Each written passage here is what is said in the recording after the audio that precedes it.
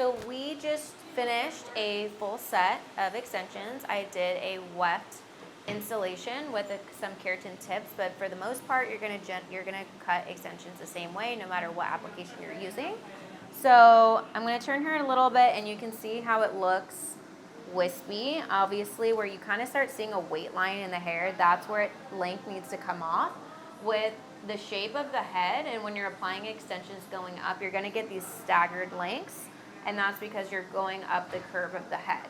So if you're taking off, these couple inches from the bottom, it's not, we installed 20 inch. You're not getting shorter than 20-inch length, because when you measure from the client, it's gonna be from the temple down to the back. So this is technically longer than 20 inch, where this, the last couple inches is longer, because that came from down here in the nape of the neck. It's lower, so it's gonna hang lower. I think extensions always look the most natural when it's tapered into a U section. So I'm basically just gonna follow, again, where I can see this weight line and see how it gets shorter naturally, because it's traveling from the front. That's gonna create some layers around her face.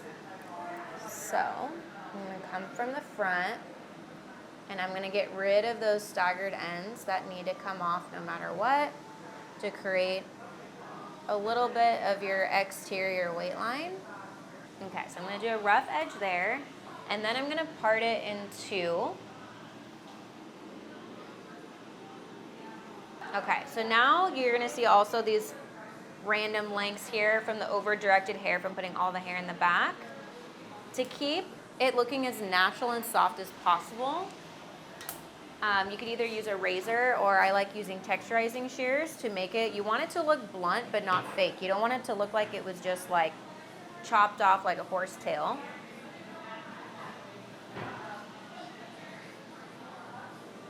So even though I'm cutting straight across, it's gonna have texture to it and softness.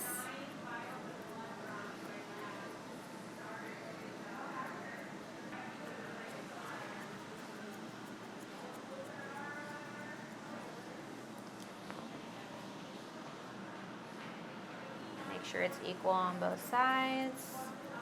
So now already it looks super natural, it looks diffused, and we haven't even put any layers in the hair. It has a very soft but yet blunt look where the length is. So it looks nice and full. Okay, so now for face framing. You really want to look at what's already going on with their natural hair, and you need to connect it down so it doesn't have a big gap or drop.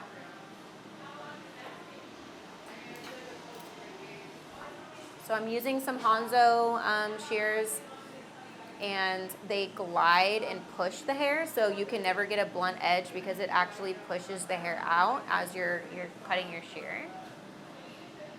Or I should say cutting the hair, not cutting the shear. And you're gonna just kind of go off of their longest piece here and get pretty close to that and just start tapering it down.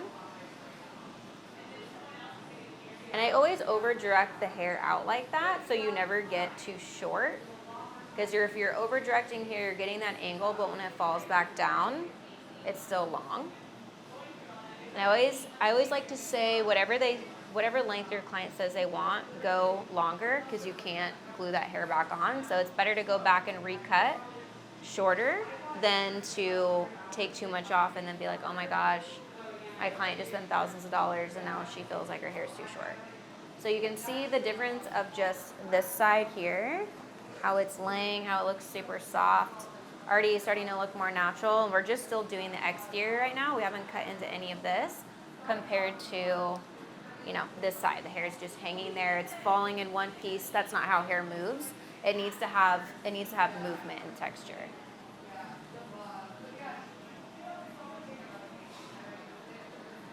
So for me to not get like an awkward angle with my wrist, when I come to the opposite side of slide cutting, depending if you're right-handed or left-handed, I flip the hair over so I can get the same angle, but make sure that you're keeping the hair flat in between your fingers and turning it over. If the hair is grouped together, then you're gonna be cutting like a short chunk in there, and it's not gonna be soft.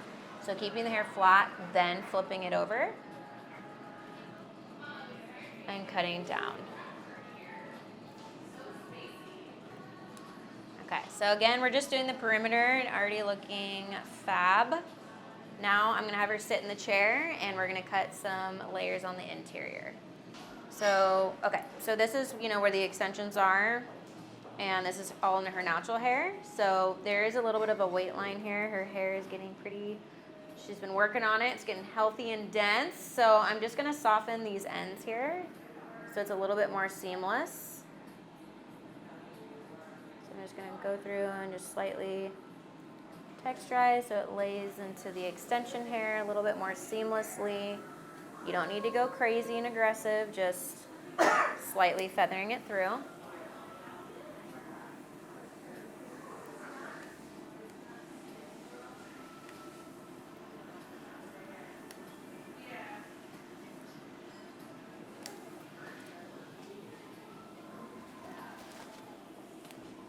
And I like taking pie sections.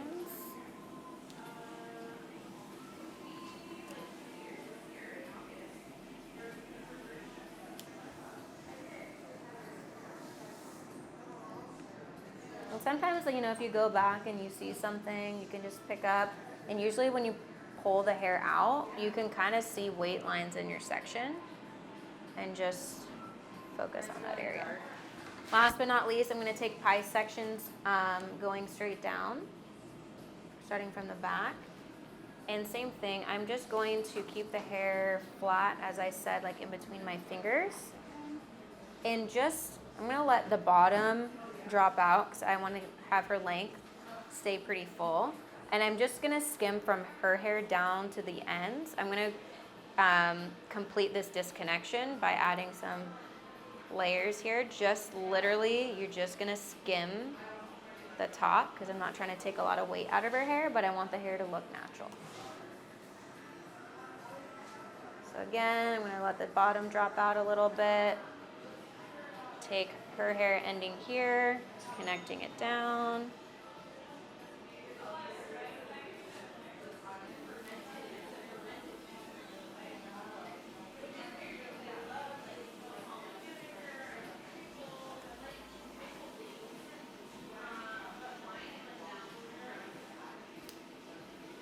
Skimming down. I'm obsessed. So Zoe, tell us how it feels to have brand new hair. She had really blonde hair before, probably the blondest we've ever taken her before, and she was looking for a change. And now we're the darkest we've ever been. Darkest, yeah. But it's still like I like a lived-in color look, and it's interesting, and makes me feel pretty that all of it works. I just try to, even if it's the darkest we've gone, the lightest we've gone, it all works within my natural. Yeah. So and this will become a lot more of a low maintenance hair color for you in general with the really grow out. Committed to growing it out naturally right now, and just staying darker will help. Yes. Yeah. Okay, so here is kind of like the raw version without any styling of what it looks like. And we're going to style her up and we will show the complete look.